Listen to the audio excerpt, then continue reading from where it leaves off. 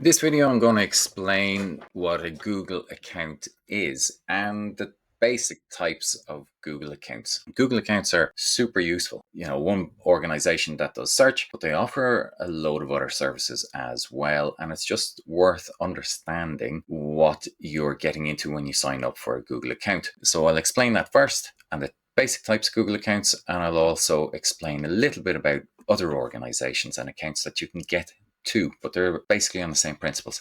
So, hi, I'm Conrad from Bluewood Office, and I set up ICT systems. Well, actually, a whole back infrastructure system for trades businesses. I have a background in ICT and business management, as well as being a carpenter, and currently I trade as a carpenter and teach it. So let's look at this screen here. If you followed a couple of my videos previously, I would have got you to set up a private Google account with your business name at gmail.com. And I've logged into that account on here. This is the one I'd set up from the previous video. Now, I like if we just look at this square up the top here where it says Google Apps. Apps is short for applications. Applications are pieces of software that do a job. That job is a specific task. So one application, if we look in here, could be Gmail. Your email just reads emails. You send and receive them from there, and that is one application that just does that job. There's another application in there, which is going to be Calendar. So the calendar organizes your calendar. That's its application. That's its job. That's what it does. So that is your Google account. I love this square, this symbol, because it nicely summarizes what I used to have to explain to a group of people when Google started introducing these services. And I would explain it to them that effectively Google is like your Google account is like a giant ball. And on that, it's got multiple pieces of software, which are apps, applications that do a job. But your Google account is identified, very importantly, identified by the email address. So a lot of people, when they have their name, Conrad at Gmail, they might think that they have a Google account and that all it is email. If you're relatively new to this, then that's what people might think initially. However, that email address just identifies your account. And within your account, you have a massive amount of applications. So if we look through this list, there's loads of them in here. We've got slides for doing presentations, documents for creating text documents. You can translate, sheets, all sorts. And if you keep scrolling down, there's a lot more as well. And when you get to the bottom, there's even more. There's a huge amount of applications and they're super, super useful. But they are identified by your email address. Where when I used to help small businesses in a workshop on this, a lot of people would get confused by thinking they had a Google account, but they didn't have a Google email address. It wasn't their name at Gmail, because they might have liked to use Yahoo, but they could still create a Google account. And it didn't use the email application. It used the Yahoo to service their email, and their Google account was identified by their Yahoo email address. So you can have a Google account, and you might already have a Google account, but it is identified by an email address. And that email address does not have to be Gmail. It could be something else. So if you logged into Google from a blank page and you signed in with whatever your email address is, if it's Gmail, fine, you're using the Google Gmail service.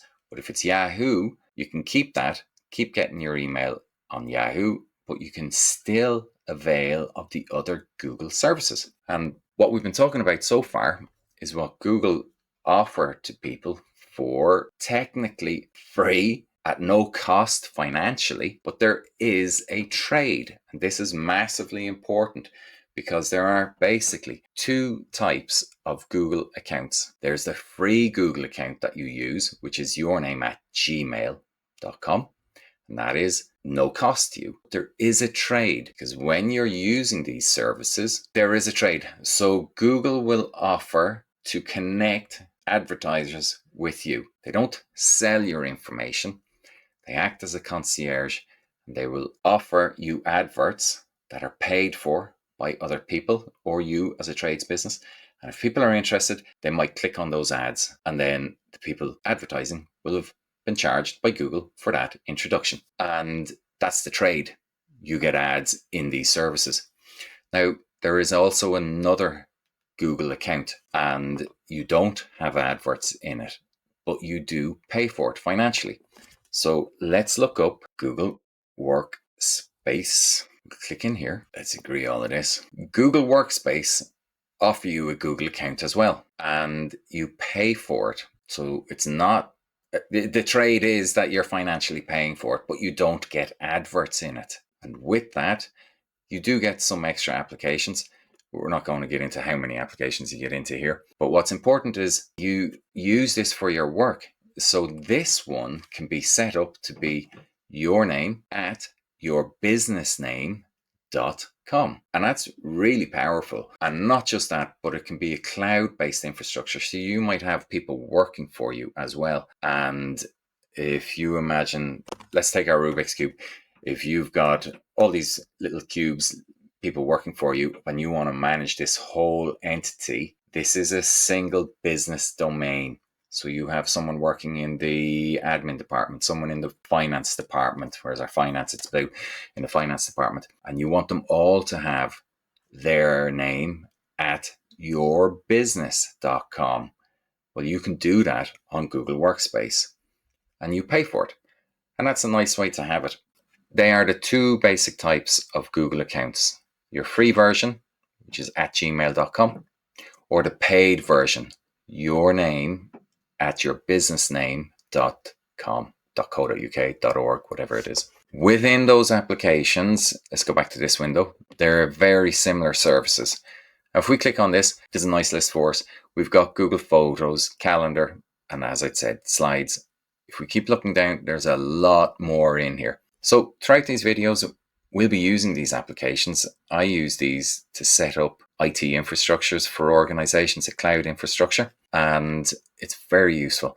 Blogger is a good site. Did we have more down there? Let's look at more applications. A lot of people aren't aware of how many applications Google offer, but there's no nice summary of where they are. Here we are. Filter by featured, for all, for business or developers. So for all. Wow. Android files. Look at that. Loads of them. I'm not going to read them all to you. Absolutely heaps. You can use your Google account for all these different software applications. And that's what we're going to use. If you're following through on these videos and setting up your trades, business, IT infrastructure, this is what you'll use. Heads up, before you go and start setting up a Google Workspace, I've got another video for you.